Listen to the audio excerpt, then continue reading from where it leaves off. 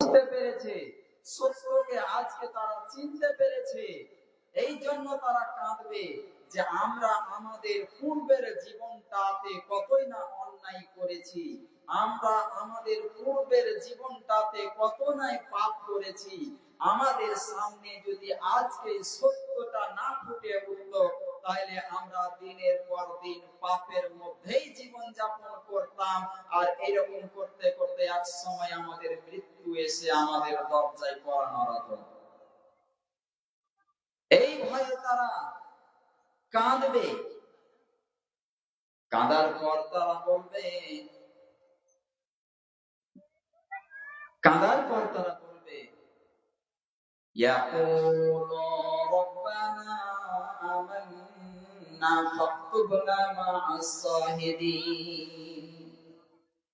হে আমাদের প্রতিপালক, আপনাকে আমরা বলি যে আমরা কি করলাম, আমান্না, আমরা আপনার প্রতি ঈমান আনলাম, বিশ্বাস স্থাপন করলাম। অতএব আপনি আমাদেরকে ওই সমস্ত মানুষদের মধ্যে শামিল করে নিন যে সমস্ত মানুষেরা আপনার প্রতি ঈমান এনে নিজেকে ধন্য মনে করেছিল। ওই সমস্ত মানুষদের মধ্যে আপনি আমাকে শামিল বা আমাদেরকে শামিল করে দিন। তার মানে সাহাবায়ে কেরামদের কথা, যারা আপনার উপরে ঈমান এনে যারা নিজের জীবনটাকে ধন্য মনে করেছিল, ওই সমস্ত জ্ঞানমান ব্যক্তিদের মধ্যেও আপনি আমাদেরকে শামিল করে দিন। আমরা কোরআন হাদিসের ওয়াজ শুনি, আমরা আমাদের চোখ দিয়ে পানি আসে। কোরআন হাদিসের ওয়াজ শুনি আমাদের চোখ দিয়ে পানি আসে না। আমাকে আশ্চর্য লেগে যায় ওই সমস্ত মানুষদের, ওই সমস্ত আলেমদের দিকে দেখে আমার আশ্চর্য লেগে যায় যে মুখ দিয়ে হাসি আসে কি করে। ভাই, আপনার অন্তরে কি আল্লাহর ভয় নাই? আপনি কি জান্নাতের সার্টিফিকেট পেয়ে গেছেন? আল্লাহ কি আল্লাহর নবীর মুখ দিয়ে আপনাকে জান্নাতের সার্টিফিকেটের ঘোষণা করে দিয়েছেন আল্লাহ, যে এত আপনি হাসছেন? আরে আবু বকর সিদ্দিক রাদিয়াল্লাহু তাআলা আনহুর দিকে দেখুন, মহান আল্লাহ রাব্বুল আলামিন তাকে এত ইজ্জত বা এত সম্মান দান করেছিলেন যে বিশ্বনবী মুহাম্মদ সাল্লাল্লাহু আলাইহি ওয়াসাল্লামের পরেও যদি কেউ আল্লাহর নজরে সম্মানীয় ব্যক্তি বলে কেউ আখ্যায়িত পেয়েছেন, তো হযরত আবু বকর পেয়েছেন। নবীর পরে পরে মহান আল্লাহ তাকে ইজ্জত দিয়েছিলেন, কারণ মহান আল্লাহ রাব্বুল আলামিন তার ব্যবহারে, তার কথায়, তার লেনদেনে, তার উঠা বসায় খুব খুশি হয়েছিলেন। এবং মহান আল্লাহ রাব্বুল আলামিন বিশ্বনবী মুহাম্মদ সাল্লাল্লাহু আলাইহি ওয়াসাল্লামের মুখ দিয়ে তাকে জান্নাতি বলে ঘোষণা করেছিলেন। তারপরেও একজন জ্যান্ত জান্নাতি মানুষ, তারপরেও যখন তিনি জমিনে চলাফেরা করতেন, জমিনে চলাফেরা করা অবস্থায় ঘাসের দিকে যখন তাকাতেন, দেখতে যে ঘাস কোন ভেড়াতে খাচ্ছে, কোন দুম্বাতে খাচ্ছে, কোন উটে খাচ্ছে, তখন আবু বকর বলতেন, হাই ঘাস, তুই কতই না সৌভাগ্যবান। আমি যদি ঘাস হতাম, আমাকে হয়তো কোন উটে খেয়ে নিত, আমাকে হয়তো কোন ভেড়াতে খেয়ে নিত, আমাকে হয়তো কোন দুম্বায় খেয়ে নিত। হাই আবু বকর, তোর কোনো হিসাব লাগতো না, তোর কোনো হিসাব লাগতো না, আমাকে জানোয়ারে খেয়ে নিত। আমি ঘাস হতাম, আমাকে জানোয়ারে খেয়ে নিত, আমি জানোয়ারের পেশাব পায়খানা হয়ে বের হয়ে যেতাম। আবু বকর, তোকে আল্লাহর দরবারে দাঁড় হতে হতো না। আবু বকর, তুই কত না পোড়া কপালা। একজন জান্নাতি মানুষের মনোভাব যদি এই হয়, তাহলে আমাদের মনোভাব কেমন হওয়া উচিত ছিল? কেমন হওয়া উচিত ছিল? আমরা নিজেকে মুসলমান বলে দাবি করি না, আমরা দিনের পর দিন পাপ করে চলে যাই, তারপর আমরা নিজেকে মুসলমান বলি। সাহাবায়ে কেরামরা বলুন, ওগো আল্লাহর নবী, আমি যে মুসলমান, আমি যে ঈমানদার, আমার ভিতরে যে ঈমান আছে সেটা আমি কি করে বুঝবো? হাদিসটা বুখারী থেকে এসেছে, হাদিস নাম্বার হলো 555। 555। আমি যে ঈমানদার, আমি কি করে বুঝবো? আমি যে ভালো মানুষ সেটা আমি কি করে বুঝবো? আপনি এরকম কোন আলেমকে বলেছেন যে মৌলভী সাহেব আমি যে ভালো মানুষ আমি কি করে বুঝবো? বলেছি কোনদিন কোন আলেমের সামনে কোন আলেমকে বলেছি যে আমি ভালো মানুষ, তো আমি বুঝবো কি করে ভালো মানুষের কি কি গুণ থাকতে হবে? বলিনি। সাহাবাদের শিষ্টাচার দেখুন, সাহাবাদের চরিত্র দেখুন, ওরা না নিজেকে যাচাই করেন যে আমি যে ভালো মানুষ, আমি যে ঈমানদার সেটা আমি কি করে বুঝবো?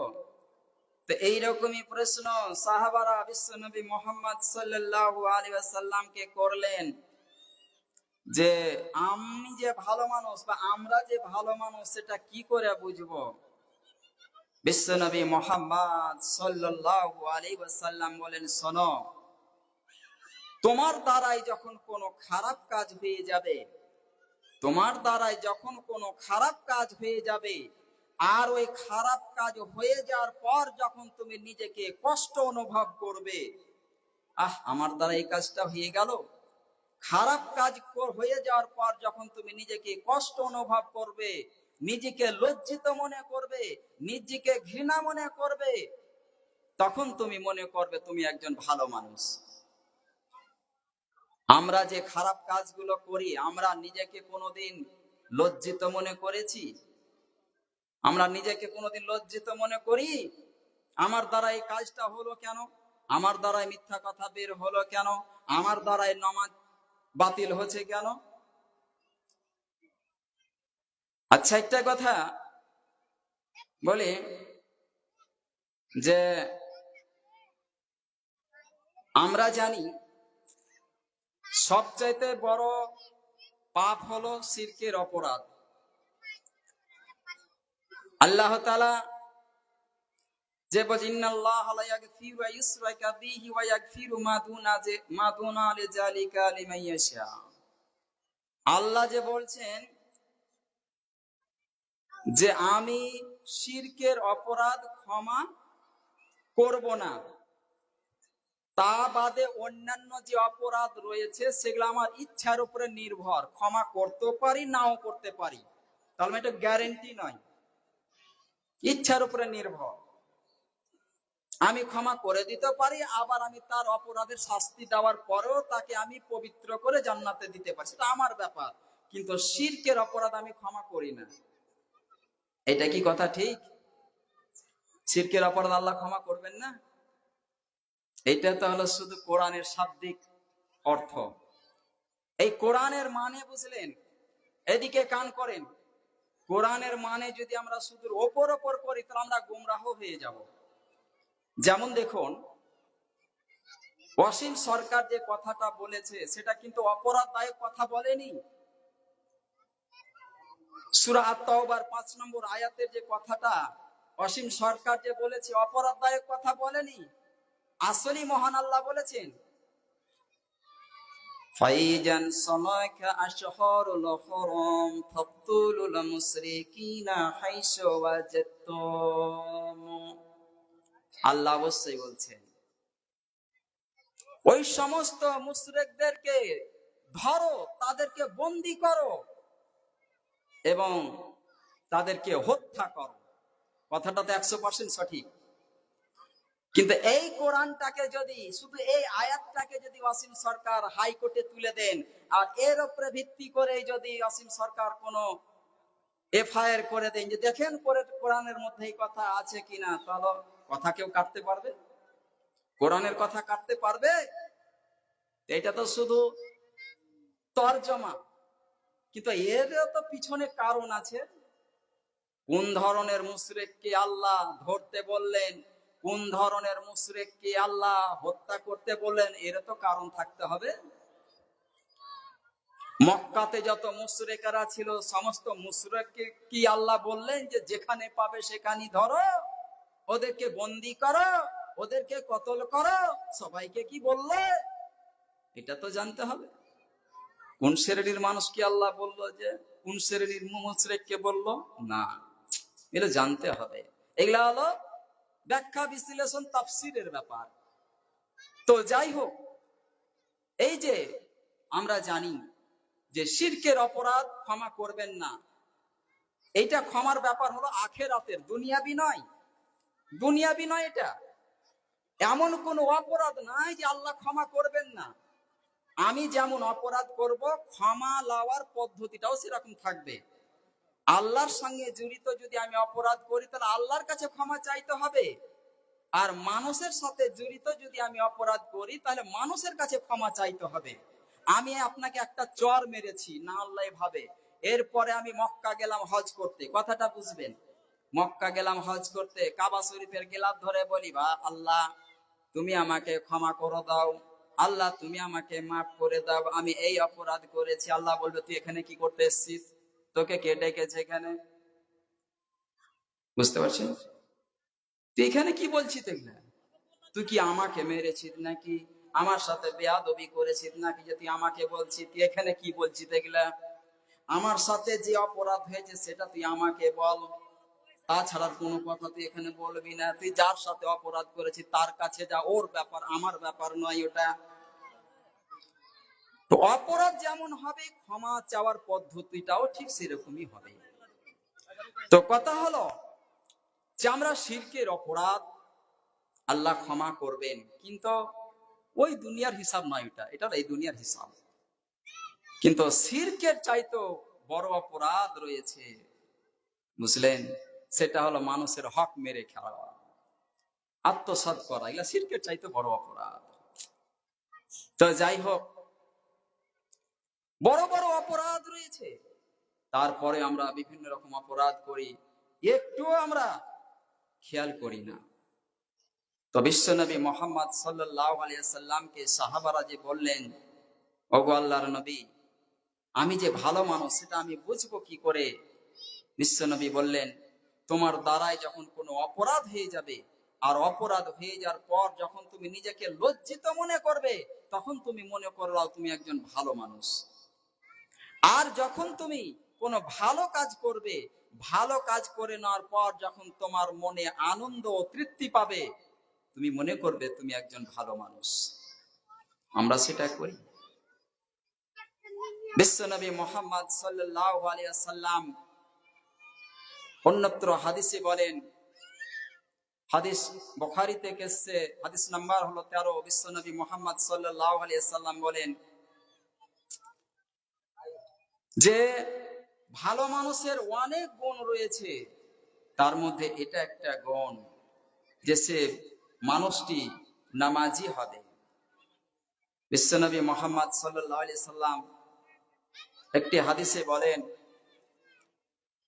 মান তারাকা সালাত আসরি ফাকাদ হাবিতা আমালু, যে ব্যক্তি আসরের নামাজকে ছেড়ে দিল, পড়লো না, ফাকাদ আমালু ফাকাদ হাবিতা আমালু, বিশ্বনবী মুহাম্মদ সাল্লাল্লাহু আলাইহি সাল্লাম বলেন, ওই ব্যক্তি ওই দিনের যত ভালো কাজ করেছে আল্লাহ রাব্বুল আলামিন সমস্ত কাজকে তিনি বরবাদ করে দিবেন, শুধু আসরের নামাজটাকে ছেড়ে দেওয়ার কারণে। আসরের নামাজটাকে ছেড়ে দেওয়ার কারণে তার সমস্ত আমলকে ওই দিনকার আল্লাহ বরবাদ করে দিবেন। কারণ বিশ্বনবী মুহাম্মদ সাল্লাল্লাহু আলাইহি ওয়াসাল্লাম বলেন যে দৈনন্দিন ফেরেশতা আল্লাহর পক্ষ থেকে প্রত্যেক মানুষের কাছে আসে। একগুলো ফেরেশতা ফজরের সময় আসে, আবার ওনার ডিউটি হলো আসর পর্যন্ত, আবার আসরে যারা আসে তারা ফজর পর্যন্ত, এরকম ফেরেশতাদের রূপ বদল হয়।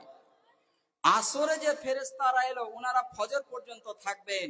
এই যে ফজর পর্যন্ত থেকে যাওয়ার পর ওনারা যে চলে গেলেন, আর দ্বিতীয়বার ওনারা আসবেন না, আবার নিত্য নতুন ফেরেশতা আসবেন। এইরকম ভাবে আমাদেরকে কি করতে হবে? ভালো ভালো কাজ করতে হবে, ভালো ভালো কাজ করতে হবে আমাদেরকে।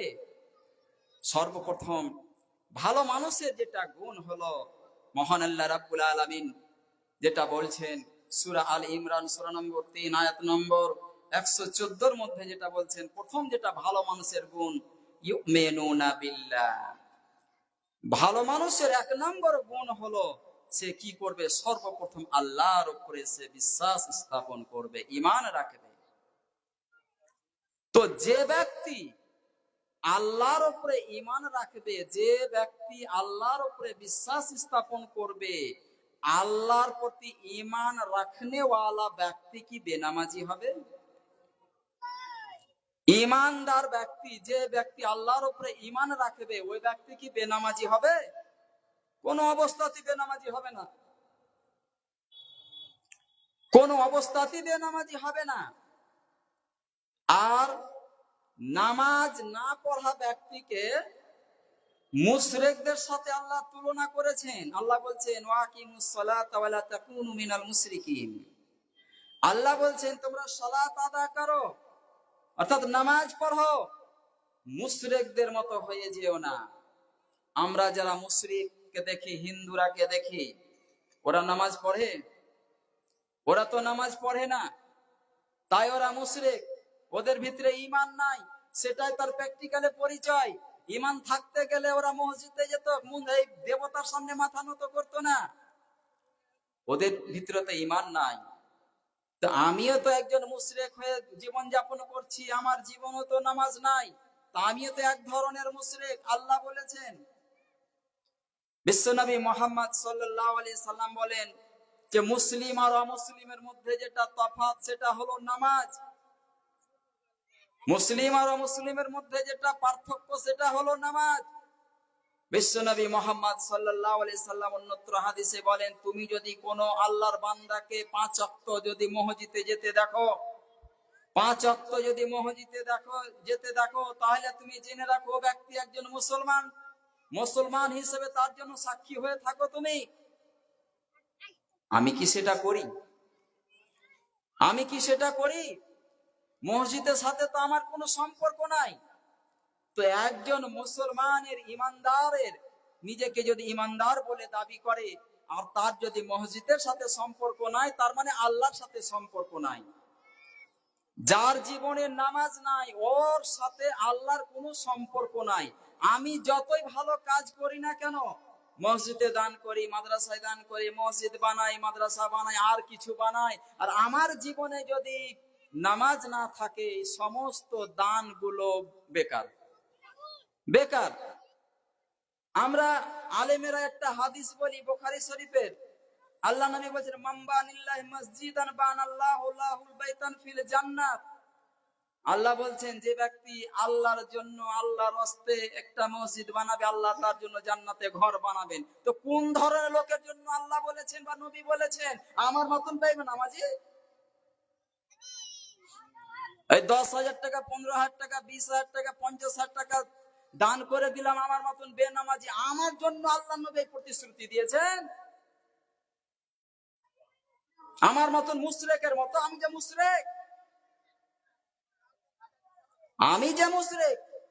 আল্লাহ যে বলছেন ওয়াকিমুস সালাতা ওয়া লা তাকুনু মিনাল মুশরিকিন, তোমরা সালাত আদায় করো, মুশরিকদের মতো হয়ে যেও না। তো আমি যে মুশরিক, আমি যে সালাত আদায় করি না, তো আমার মতন মানুষকে যদি জান্নাতের জন্য নবী এরকম প্রতিশ্রুতি দিয়ে থাকেন, তো ওই সমস্ত মুশরিকদের জন্য তাহলে ওরকম প্রতিশ্রুতি থাকতে হবে। আমার মতন মুসলমানের জন্য তো নয়। আমি বলি না কেন এই কথাটা? যতই দান করেন, যতই এটা ওটা করেন, সমস্ত দান হাসরের ময়দানে দেখতে পাবেন যে এটা হলো সাদকার দান, এটা হলো মসজিদ বানানো দান, এটা হলো অমুকের দান। দূর থেকে বড় বড় পাহাড় দেখতে পাবেন, কিন্তু কাছে যখন যাবে সবই ভুয়া, সবই ভুয়া, কিচ্ছু নাই।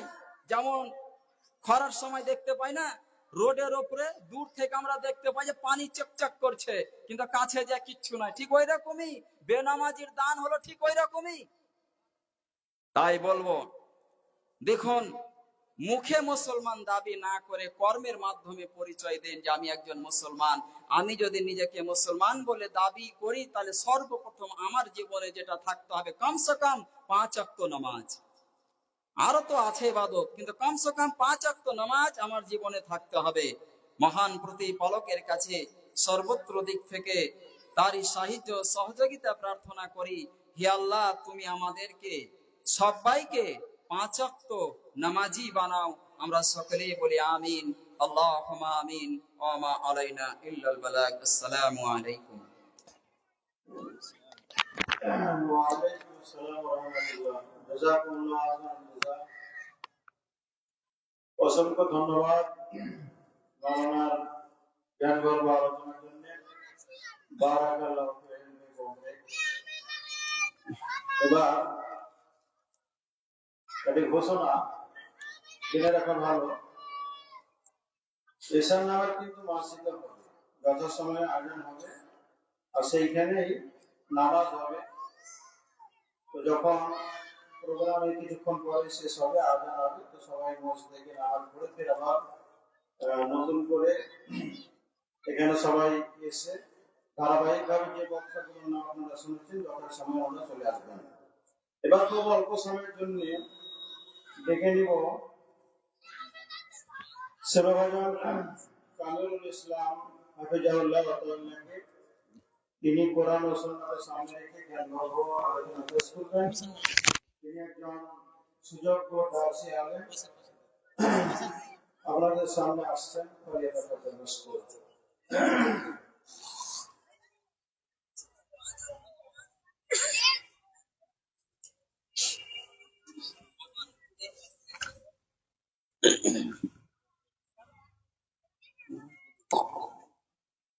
আসসালামু আলাইকুম ওয়া রাহমাতুল্লাহ। ومن سيئات أعمالنا من يهده الله فلا مضل له ومن يضلل فلا هادي له وأشهد أن لا إله إلا الله وحده لا شريك له وأشهد أن محمدا عبده ورسوله أما بعد فإن خير الحديث كتاب الله وخير الهدي هدي محمد صلى الله عليه وسلم وشر الأمور محدثاتها وكل محدثة بدعة وكل بدعة ضلالة وكل ضلالة في النار. أعوذ بالله من الشيطان الرجيم. بسم الله الرحمن الرحيم. إن الله اشترى من المؤمنين أنفسهم وأموالهم بأن لهم الجنة. সম্মানিত উপস্থিত অত্র সভার সভাপতি মহাশয়, ওলামায়ে কেরাম, সমন্বয়িষ্ঠ মুসলিম ভাতৃমণ্ডলী, প্রশংসা আল্লাহ তাআলা, যিনি ওয়াহদাহু লা শারীক, যিনার প্রশংসা আমরা শেষ করতে পারবো না। তাই আল্লাহ তাআলা আমাদের একটি বাক্য শিখিয়ে দিয়েছেন যার মাধ্যমে সম্ভব করা যায়, সেটা হলো আলহামদুলিল্লাহ। অতঃপর দরুদ ও সালাম অবতীর্ণ হোক নবী মুহাম্মদ সাল্লাল্লাহু আলাইহি সাল্লামের উপর। আল্লাহুম্মা সাল্লি আলাইহি আল্লাহুম্মা বারিক আলাইহি। বেদান ইসলাম, আমি সূরা আত-তাওবা থেকে একটি আয়াতের অংশ বিশেষ পেশ করেছি। সে আয়াতের টুকরোকে সামনে রেখে অল্প সময়ের মধ্যে স্বল্প দুটি কথা বলবো ইনশাআল্লাহুল আজিজ। ওয়া মা তাওফীক ইল্লা বিল্লাহ, আলাইহি তাওয়াক্কালতু ওয়া ইলাইহি উনীব। আল্লাহ রাব্বুল আলামিন এই আয়াতের মধ্যে যে শিক্ষাগুলো দিয়েছেন, সে শিক্ষাগুলো আমি ছোট ছোট করে আমি বলছি। সেই কথাগুলো যদি আমরা শ্রবণ করার পর মাথায় নিয়ে বুঝার পরে যদি আমরা বিবেচনা করি, আমার মনে হয় কিছু আমাদের কাজ দেবে। সেই উদ্দেশ্যে আমি আলোচনা করতে যাচ্ছি। আল্লাহ তাআলা বলেন, ইন্নাল্লাহা আশতারা মিনাল মুমিনিনা আনফুসাহুম বিআন্না লাহুম ইন্নাল্লাহা আশতারা মিনাল মুমিনিনা আনফুসাহুম ওয়া আমওয়ালাহুম বিআন্না লাহুমুল জান্নাহ। আল্লাহ তাআলা বলছেন যে নিশ্চয় আমি ক্রয় করে নিয়েছি। ইন্নাল্লাহা আশতারা, আমি ক্রয় করে নিয়েছি, মিনাল মুমিনিনা, মুমিনদের কাছ থেকে, তাদের কাছ থেকে আমি ক্রয় করে নিয়েছি। এর বিনিময়ে মাল এবং জান এবং মালের বিনিময় দিয়ে, কিসের জন্য? যে তাদের জন্য রয়েছে পরবর্তীকালে সুখময় জান্নাত। এটি হলো আয়াতটার সংক্ষিপ্ত তর্জমা। এবারে এখানে আমরা কিছু শিক্ষা অর্জন করব। সেটা হচ্ছে আল্লাহ তাআলা এখানে যে বললেন যে আমি তাদের জান্নাতের বিনিময়ে নাফস এবং মাল তাকে নাফস এবং জানের বিনিময়ে জান্নাত দিয়ে আমি ক্রয় করে নিয়েছি। তার মানে আমরা দিব কি? নাফস মানে জান দিয়ে কি কি করব এবং মাল দিয়ে কি কি করব, তার বিনিময়ে আল্লাহ তাআলা আমাদেরকে দিবেন। অথচ মাল এবং জান দুটোই আল্লাহর পক্ষ থেকেই আসা, আল্লাহ তাআলার পক্ষ থেকে দুটোই আসা। অথচ আল্লাহ তাআলা বলছেন যে আমি আমার মাল দিয়ে এবং আমি যে জানটা দিয়েছি, আত্মা দিয়েছি, সেই জিনিসের বিনিময়ে আমি কি করেছি? তাদের কাছে জান্নাত আমি আবার দিব, আমি ক্রয় করে নিয়েছি। অথচ আল্লাহর পক্ষ থেকে আসা। এ সম্পর্কে মুফাসসিরিনে কেরামগণ অনেক কথা বলেছেন, আমি সেদিকে যাচ্ছি না, যেহেতু আমরা যত সহজে বুঝবো ততটা আমাদের বুঝতে সুবিধা হবে। সেটা হচ্ছে একটা আল্লাহ তাআলাকে রাজি করার উদ্দেশ্য হচ্ছে মাধ্যম হচ্ছে জান দিয়ে, আর একটা আল্লাহ তাআলাকে রাজি করার মাধ্যম হচ্ছে মাল দিয়ে। প্রথমত আমি মাল দ্বারাই বলি যে আল্লাহ তাআলা এখানে যে বললেন যে আমি ক্রয় করে নিয়েছি তাদের মালের বিনিময়ে এবং জানের বিনিময়ে।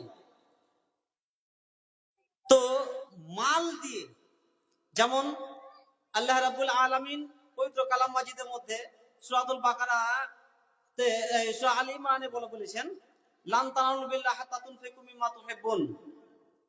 যখন এই আয়াতটা নাযিল হলো, অর্থাৎ আল্লাহ রাব্বুল আলামিন বলতে চাইছেন যে লান তানালুল বিররা হাত্তা তুনফিকু মিম্মা তুহিব্বুন, তোমরা ততক্ষণ পর্যন্ত সবের অধিকারী হবে না যতক্ষণ পর্যন্ত না তোমাদের প্রিয় বস্তু আল্লাহর পথে ব্যয় করবে। তাহলে এখানে আমরা যা বুঝতে পারলাম যে আমাদের সবচাইতে যেটা প্রিয় বস্তু, সেই বস্তুটা মানে যে কোনো মাল হোক, সেই মালের বিনিময়ে যতক্ষণ পর্যন্ত আল্লাহর পথে আমি ব্যয় না করে দিব ততক্ষণ পর্যন্ত আমরা সওয়াব বা নেকি সঞ্চয় করতে পারলাম না। এই আয়াত যখন নাজিল হয় তখন আবু তালহা রাদিয়াল্লাহু তাআলা আনহা উনি কি করলেন? যখন এই আয়াতটা নাজিল হলো তখন সাহাবায়ে কেরামগণ নিজ নিজ মাল দিকে ওনারা দৃষ্টিপাত করতে লাগলেন যে তার কাছে সবচাইতে কোন মালটি প্রিয়। তো আবু তালহা রাদিয়াল্লাহু তাআলা আনহা একজন বিশিষ্ট সাহাবী, তিনি যেটা দেখলেন যে এই আয়াতের যে সারাংশ, সেটা থেকে উনি বুঝতে পারলেন যে আমার কাছে যে জিনিসটা সবচাইতে প্রিয়, সেই জিনিসটা যদি আমি আল্লাহর পথে ব্যয় না করি তাহলে আমি নাকি সঞ্চয় করতে পারছি না। সুতরাং আল্লাহ রাসূল সাল্লাল্লাহু আলাইহি সাল্লামের কাছে উপস্থিত হয়ে তিনি বললেন যে আমার কাছে আমার নিকটে সবচাইতে প্রিয় যে মালটি, সে মালটি হচ্ছে বাইরহা। বাইরহা একটি বাগান, আর বাইরহা শব্দটা কেউ বিরহাও বলেছেন, কিন্তু সঠিক অর্থ বাইরহাই আছে। তো বাইরহা যে বাগানটি আছে, আসলে বাইরহা বাগানটির নাম নয়, আসলে হলো বাগানের মধ্যে যে কূপটি ছিল সেইটির নাম হলো বাইরহা। আর এই কূপটি দিকে কেন্দ্র করে বাগানটিকে বাইরহা বলেই সম্বোধন করেছেন মুফাসসিরিনে কেরাম। তো যে বাইরহা বাগানটি তার কাছে সবচাইতে প্রিয় ছিল এবং সবচাইতে উর্বর সম্পত্তির মধ্যে সে সম্পত্তিটা ছিল উর্বর। যে বাগানটাতে উনি এই কূপটা ছিল একটা কি বলছে বিশিষ্ট কূপ, যার পানি অতীব সুস্বাদু। সেই কূপ এক বাগানের ভিতরে থেকে, এই কূপের মধ্যে থেকে রাসূলুল্লাহ সাল্লাল্লাহু আলাইহি ওয়াসাল্লাম মাঝে মাঝে যেতেন এবং সেই কূপ থেকে পানি পান করতেন। এবং রাসূলুল্লাহ সাল্লাল্লাহু আলাইহি ওয়াসাল্লাম বলেছেন, রাসূলুল্লাহ সাল্লামের ভাষা দিয়ে যেটা বুঝতে পারি সেটাতে বোঝা যাচ্ছে যে সেই কূপটার পানি মিষ্টি। তাহলে রাসূলুল্লাহ সাল্লাল্লাহু আলাইহি ওয়াসাল্লাম পান করতেন। তাহলে রাসূলুল্লাহ সাল্লাল্লাহু আলাইহি ওয়াসাল্লাম যে মালটাকে পছন্দ করতেন সেটা সাহাবী আবু তালহা রাদিয়াল্লাহু তাআলার কাছে তো পছন্দ হওয়া স্বাভাবিক। তখন এই আবু তালহা রাদিয়াল্লাহু তাআলা আনহা উনি কি করলেন? বললেন যে আমি আমার এই বাগানটাকে আমি আল্লাহর পথে ব্যয় করে দেওয়ার মনস্থির করেছি আমি। অর্থাৎ আপনি চাইলে যে কোনো খাতে আপনি বন্টন করে দিতে পারেন। এই কথা শোনার পর রাসূলুল্লাহ সাল্লাল্লাহু আলাইহি ওয়াসাল্লাম উনি সঙ্গে সঙ্গে আবু তালহা রাদিয়াল্লাহু তাআলা আনহাকে বললেন যে তুমি যে মালটা আল্লাহর পথে তুমি ব্যয় করতে চাচ্ছ আমরা গ্রহণ করলাম, তবে হ্যাঁ তুমি এই বাগানটাকে তোমার আত্মীয় স্বজনদের কাছেই তুমি বন্টন করে দাও।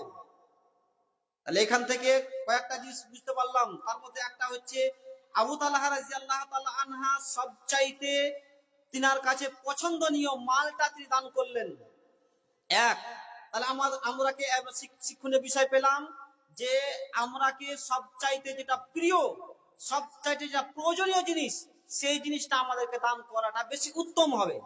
একটা শিক্ষা পেলাম। দ্বিতীয় শিক্ষা আরেকটা পাওয়া যাচ্ছে, সেটা হচ্ছে কি যে এই হাদিস থেকে যেটা আমরা শিক্ষা পাচ্ছি সেটা হচ্ছে যে আমি যেটা দান করছি সেই দান করা বস্তুটা আমার আত্মীয় স্বজনদের কাছেও আমি বন্টন করতে পারি। অর্থাৎ আমার যদি কোনো প্রিয় কোনো লোক অভাবগ্রস্ত লোক থাকে আমার নিকটাত্মীয়ের মধ্যে, ভাই হোক, ছেলে হোক, বাবা হোক, বাবার তো নিজের দায়িত্ব আছেই, বাবার তো নিজস্ব দায়িত্ব, বাবাকে দান করার ব্যাপারটা নাই। ওরা হচ্ছে ভাই আসবে এবং তার সাথে সাথে চাচা আসবে, চাচাতো ভাই আসবে, ভাতিজা আসবে, যে কোনো লোককেই দিতে পারা যায়। এই হাদিস থেকে আমরা শিক্ষা পেলাম। অপর একটি আয়াত হাদিস থেকে বোঝা যাচ্ছে যে যায়েদ বিন হারেসা রাদিয়াল্লাহু তাআলা আনহু উনি কি করলেন, উনি এই আয়াতের যখন উনি ওনার কাছে এই আয়াত পৌঁছিল তখন উনি ওনার কাছে সবচাইতে প্রিয় যেটা বস্তু সেটা ছিল উট। সেই সওয়ারিটা নিয়ে উনি রাসূলের কাছে হাজির হলেন। আর হাজির হওয়ার পরে রাসূলুল্লাহ সাল্লাল্লাহু আলাইহি ওয়াসাল্লামকে দিয়ে দিলেন, অর্থাৎ রাসূলুল্লাহ দিয়ে দিলেন মানে দান করে দিলেন, আল্লাহর পথে ব্যয় করে দিলেন। রাসূলুল্লাহ সাল্লাল্লাহু আলাইহি ওয়াসাল্লাম সেই উটটা নেওয়ার পরে, গ্রহণ করার পরে উনার বড় ছেলেকে দিয়ে দিলেন। এই কার্যকলাপ দেখে যায়েদ বিন হারেসা রাদিয়াল্লাহু তাআলা আনহু উনি কি করলেন, উনি নিজে একটা মনে ক্ষুণ্ণ হলেন যে আমার মালটা আমার ছেলেকে দিয়ে দিলেন, অথচ আমি আল্লাহর পথে ব্যয় করলাম, আল্লাহর পথে আমি দান করলাম। তো রাসূলুল্লাহ সাল্লাল্লাহু আলাইহি ওয়াসাল্লাম বুঝতে পারলেন, বুঝতে পারার পর উনাকে বলে দিলেন যে তোমার সম্পদ যেটা তুমি ব্যয় করেছো অর্থাৎ আল্লাহর পথে দান করেছো, তোমার দান গ্রহণ হয়ে গেছে, দান গ্রহণ হয়ে গেছে। তাহলে আমাদের কাজ হলো দান করে দেওয়া, আর দান করে দেওয়ার পরে আমার গ্রহণ হয়ে গেছে আর দেখার বিষয় নাই, কাকে দিল কাকে দিল না সেটা আলাদা কথা। উদাহরণস্বরূপ ধরেলেন যে আমি একটা ব্যাংকে টাকা রাখলাম, টাকা রাখতে গেলাম, টাকার বান্ডিলটা রেখে ক্যাশিয়ার গুনে নিয়ে নিলেন, জমা হয়ে গেল। তারপরে আবার পিছন দিক থেকে লাইনে আবার যদি আরেকজন থাকে সে টাকা তুলবে, আর তাহলে ওই টাকাটা যদি আমি আর চোখের সামনে ওকে দিয়ে দেই, তা আমি জানি, আমার বিবেচনা আছে যে ওই টাকাটা আর আমার নয়, ওই টাকাটা আর আমার নয়। সুতরাং সেই রকমই এই জিনিসটাও আমরা ব্যয় করি, কি বলছে আল্লাহর পথে ব্যয় করেছি, দান করেছি, আমার গ্রহণ হয়ে গেছে। কাজে কাজে মসজিদ এবং মাদ্রাসার কর্তৃপক্ষ চাইলে উনি গেট করতে পারেন, চাইলে উনি মসজিদের ভিতরে একটা টাইলসে কাজ করতে পারেন, চাইলে মিনারে কাজ করতে পারেন, চাইলে আর অন্যান্য কিছুরই কাজ করতে পারেন। সেটা যে কোনো অর্থে হোক, এক হাতে হোক, তিনি ব্যয় করতে পারেন ওনার মর্জি অনুযায়ী বা ওনার রায় অনুযায়ী। তাহলে এখানে বোঝা গেল আমাদের দান করার দান করে দিলাম। এবারে যেটা আমি শিক্ষণীয় বিষয় বলতে যাচ্ছি সেটা হচ্ছে যে যায়েদ বিন হারেসা রাদিয়াল্লাহু তাআলা আনহু তিনি কি বললেন যে আমি আমার উত্তম বস্তুটা অর্থাৎ আমার কাছে যেটা সবচাইতে প্রিয় সেই মালটা আমি আল্লাহর পথে আমি ব্যয় করলাম। তাহলে আমাকে কি করতে হবে, আমার কাছে যেটা সবচাইতে প্রিয় বস্তু হবে সেই জিনিসটাই দান করতে হবে। সেখানে যদি আমার প্রিয় টাকা হয় সে টাকাটাও প্রিয় হতে পারে, কোন ক্ষেত্রে আমার যে কোনো অন্যান্য মাল হতে পারে। তাহলে উনি আসার পরে আল্লাহর পথে দিয়ে দিলেন, দেওয়ার পরে তার চোখের সামনেই তিনার ছেলেকে দিয়ে দিলেন রাসূলুল্লাহ সাল্লাল্লাহু আলাইহি ওয়াসাল্লাম। তাহলে নিজস্ব কোন আত্মীয়দের দিতে পারা যায়, এই আয়াত এই হাদিস প্রমাণ করলো।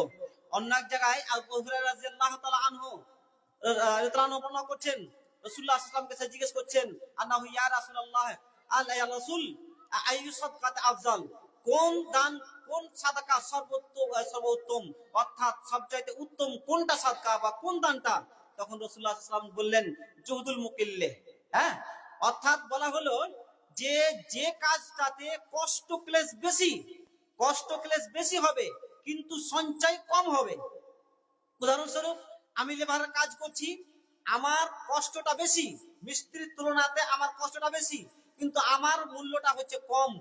তাহলে এইটা হলো আমার কষ্টটা হবে বেশি, অর্থাৎ আমার কর্মটা হবে বেশি এবং সঞ্চয়টা হবে কম। তাহলে আমার সঞ্চয় যেহেতু কম হচ্ছে, তাহলে আমার মাল জমা কম হবে। তাহলে এই মুহূর্তে যদি দান করা যায়, এটাকে উত্তম বলেছে ইসলাম জুহুদুল মুকিল্লে, অর্থাৎ কষ্ট ক্লেশ বেশি হবে এবং সঞ্চয় হবে অল্প। তারপরে উনি বলেছেন ওয়াবদা বিমান তাউল, এবং তুমি শুরু করো কোনখান থেকে? দান শুরু করব কোনখান থেকে শুরু করব?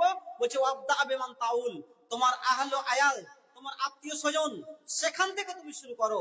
তাহলে আমাদেরকে দান করতে গেলে প্রথমে আগে দূরে পাতে না গিয়ে আগে প্রথমে আমাদের নিজস্ব আত্মীয়দের মধ্যে থেকে দেখতে হবে যে সেই দানের কেউ অধিকারী আছে কি নাই। তাহলে এইটাকে আমাকে লক্ষ্য রাখতে হবে। এই হাদিস থেকে আমরা এই শিক্ষাটা পেলাম। তাহলে বোঝা গেল যে এই প্রথমে যে আমি আয়াতটা বলেছি, ইন্নাল্লাহা আশতারা মিনাল মুমিনিনা আনফুসাহুম ওয়া আমওয়ালাহুম বিআন্না লাহুমুল জান্নাহ, এখানে দুটো আমরা শিক্ষা পেয়েছিলাম।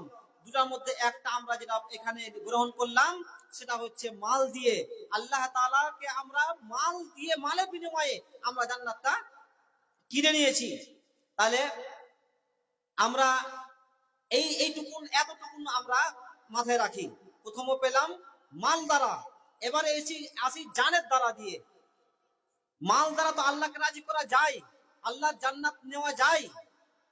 যেহেতু মাল যখন আপনি দিলেন আল্লাহকে রাজির উদ্দেশ্যে, এবার শুধু মাল দান করে দিলে তো হবে না। কে দান করবে, কার দান গ্রহণ, সেগুলা প্রেক্ষাপট আলাদা ব্যাপার, সেগুলো অনেক বিষয় আলোচনা করার ব্যাপার আছে, ওগুলো থেকে আমি যাচ্ছি না, সব জানাশোনা জিনিস সেগুলো। আমি যেটা বলতে চাচ্ছি সেটা হচ্ছে মাল দিয়ে আল্লাহ তাআলাকে রাজি করা যায়। তাহলে এই মাল হলো। এবার আসেন জান দিয়ে। তাহলে জানের ব্যাপারেও যখন দেখা যাচ্ছে যে জান দ্বারা আল্লাহ তাআলা কি বলছে, জান্নাত ক্রয় করা যায় কিভাবে? এখানেও আবু তালহা রাদিয়াল্লাহু তাআলা আনহার ব্যাপারে যেটা তিরমিজিতে হাদিস এসেছে, সেখানে বলা হয়েছে যে রাসূলুল্লাহ সাল্লাল্লাহু আলাইহি সাল্লাম উহুদ যুদ্ধের দিনে এক পাহাড়ের উপরে এক টিলাতে উঠার পরে যখন বলছে কাফেররা, অর্থাৎ মুসলিমগণ যখন মনে করলেন যে আমরা যুদ্ধে লাভ করে নিয়েছি, আর রাসূলুল্লাহ সাল্লাল্লাহু আলাইহি ওয়াসাল্লাম কয়েকজন সাহাবাকে এক পাহাড়ের এক কর্নাতে উনারা এক ঘাটিতে দাঁড় করিয়ে রেখেছিলেন। দাঁড় করে রাখার পর রাসূল সাল্লাল্লাহু আলাইহি ওয়াসাল্লাম বলেছিলেন যে তোমরা তোমাদের জায়গা ছেড়ে যাবে না, চাহে মুসলিমদের জিত হোক আর না হোক, আমরা যদিও জিতে যাই তবুও কিন্তু তোমরা তোমাদের জায়গা কিন্তু ছাড়বে না, তোমাদের স্থান তোমরা ত্যাগ করবে না। অথচ যখন দেখা গেল যে মুসলিমরা জয় লাভ করে নিলেন, জয় লাভ করার পরে কাফেররা পালাতে শুরু করলো, তখন এই মুসলিমগণ যাদেরকে এই জায়গাতে ডিউটি দিয়ে রেখেছিলেন রাসূলুল্লাহ সাল্লাল্লাহু আলাইহি ওয়াসাল্লাম, তিনারা দেখলেন যে আমরা তো জয় করে নিয়েছি। রাসূলুল্লাহ সাল্লাল্লাহু আলাইহি ওয়াসাল্লামের যে বাণী ছিল সেটা হচ্ছিল সাময়িক, অর্থাৎ আমাদেরকে উদ্বুদ্ধ করার জন্য, যে আমরা যাতে জয়লাভ করার জন্য অটুট ভাবে আমরা লড়াই করি, এই উদ্দেশ্য রাসূল সাল্লাল্লাহু আলাইহি ওয়াসাল্লামের ছিল। এই কথাটা তাদের মাথায় খেলেছে, তার জন্য ওনারা করেছিলেন কি, যখন আমরা জয় করলাম, জয় করার সঙ্গে সঙ্গে উনারা নিজের ঘাঁটি, নিজের স্থান ত্যাগ করে দেওয়ার পরে উনারা মাল জড়ো করতে চলে আসলেন, মাল জমা করার জন্য চলে আসলেন।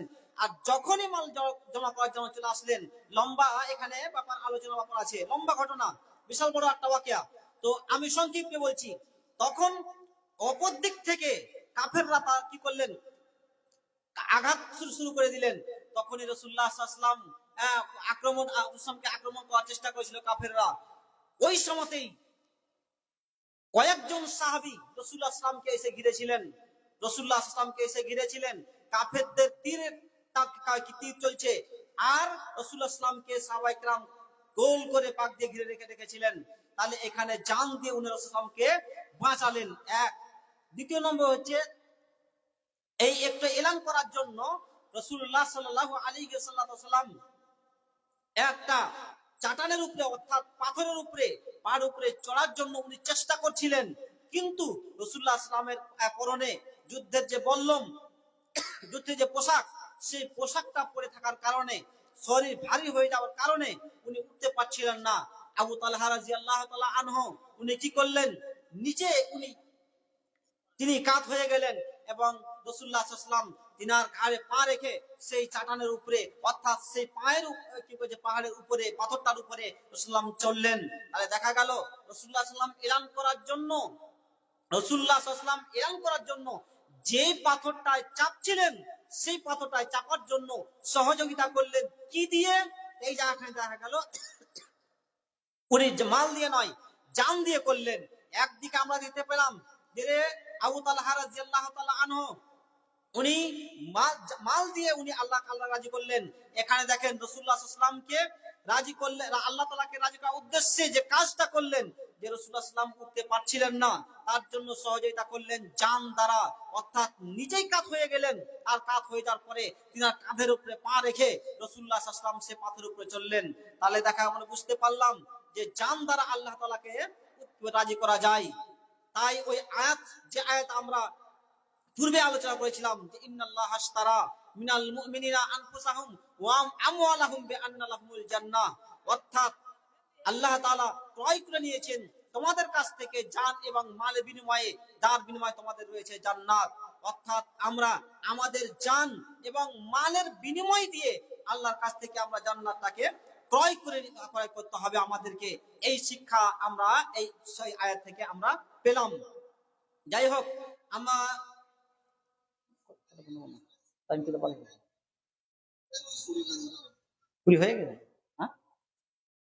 যাই হোক এসারের টাইম আমাদের হয়ে গেল। তা আমরা যেটা শিক্ষা পেলাম এই আয়াতে সংক্ষিপ্ত আলোচনা থেকে, সেটা হচ্ছে আল্লাহ তাআলাকে রাজি করার জন্য প্রথমত জান দ্বারা, যেখানে জান দিয়ে আমাদেরকে আল্লাহ তাআলা রাজি করতে হবে, বা ইসলামের জন্য যেখানে জান দেওয়ার প্রয়োজন সেখানে আপনাকে আমাকে জান দিতে হবে, যেখানে মাল দেওয়ার প্রয়োজন সেখানে মাল দিতে হবে। আজ আমাদের সামনে যে উপস্থিত সময়টা এসেছে সেটা হচ্ছে মাল দেওয়ার সময়। অর্থাৎ আজকে যে জালসাটা কায়েম করা হয়েছে, যেটা অনুষ্ঠিত করা হয়েছে, সেটা মসজিদের উন্নতি কল্পে। সেহেতু আমরা এই সংক্ষিপ্ত আলোচনা থেকে যেটা বুঝতে পারলাম, আজকে আমরা এই জালসায় যতটা পারবো, আমাদের যত সম্ভব মাল দিয়ে আমরা সহায়তা করব ইনশাআল্লাহ তাআলা। আল্লাহ রাব্বুল আলামিন যেন আমাদেরকে সঠিকভাবে মাল এবং জান দ্বারা ইসলামের সেবা করার তৌফিক দান করেন। আমিন। আলহামদুলিল্লাহি রাব্বিল আলামিন। সাল্লাল্লাহু আলা খালকি মুহাম্মদ ওয়া আলা আলিহি ওয়া সাহবিহি আজমাইন। আকুলু কাওলি হাযা ওয়া আস্তাগফিরুল্লাহ ওয়া লাকুম ওয়া লিসাইরিল মুসলিমিন। আসসালামু আলাইকুম ওয়া রাহমাতুল্লাহ। ওয়া আলাইকুম আসসালাম ওয়া রাহমাতুল্লাহ। জাযাকুমুল্লাহু খাইরান জাযা। শুকরান, জাযাকুমুল্লাহ। অসংখ্য ধন্যবাদ আজিজান মাওলানা কামরুল জামান সাহেবকে তার জ্ঞানবল আলোচনার জন্য। তিনি কোরআন ও সুন্নাহকে সামনে রেখে যে চুলচিরা বিশ্লেষণ করছিলেন, খুব ভালো লাগছিল, কিন্তু সময় বেশি দিতে পারা গেল না, এই জন্য দুঃখিত। আপনাদের কাছে আমার বিনীত নিবেদন জানাচ্ছি যে আজান কিন্তু মসজিদেই হবে, এখানে আজান ঠিক হবে না। মসজিদে আজান হবে, এসব নামাজ পড়ে ফের আবার ধারাবাহিক প্রোগ্রাম হবে। আপনারা সবাই আজকে আসুন, জলসাটি সফল করুন। এর সওয়াব ও প্রতিদান এখন আমাদের বুঝে আসে না, কিন্তু মরার পরে আমরা যখন আমল নামা আমাদের সামনে পেশ করা হবে, তখন সেই আমল দেখে আমরা খুশি হয়ে যাব। আল্লাহ বলেন, কেউ যারা যদি ভালো কাজ করে সেটাও কি আমাদের দেখতে পাবে। এখান থেকেই শেষ করা হচ্ছে, আজান হবে, এসব নামাজ পড়ার পর আসসালামু আলাইকুম ওয়া রাহমাতুল্লাহি ওয়া বারাকাতুহু। মমিটা আমরা তো করে নিয়ে না, মমিটা যা আজান এখানে দিবে না, মসজিদে এর মুখে দিবে কি আছে, এলাম তো হয়ে গেল যে নামাজ হবে, আর কি আছে লেখেনি নাকি খাতা নাই।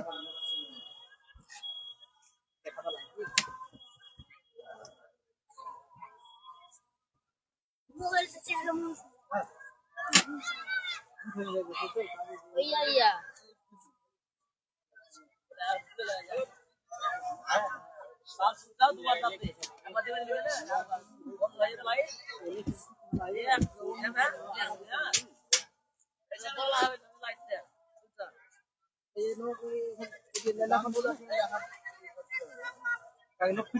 লক ফিটিং করে নাম লেখা জিনিস এই 500 টাকাটা কাজের লাগবে কাজে আর 100 টাকা দিলে আমি আমি যাই না গো চলো আর কি থাকবে যাবেন যাই না হ্যাঁ থাকেন দেখবেন ইসলাম কত কটা দেখে 100 মজা লাগছে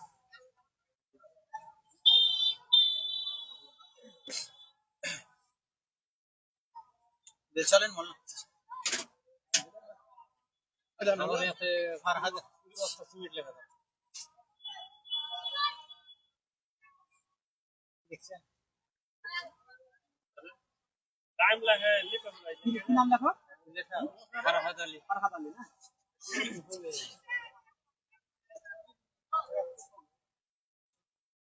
ফারহাদ ফারহাদ হ্যাকার আলী সিমেন্ট হ্যাঁ তুমি দিছো কম্পিউটারে আমার কাছে যা দিবে দিবে আছে আছে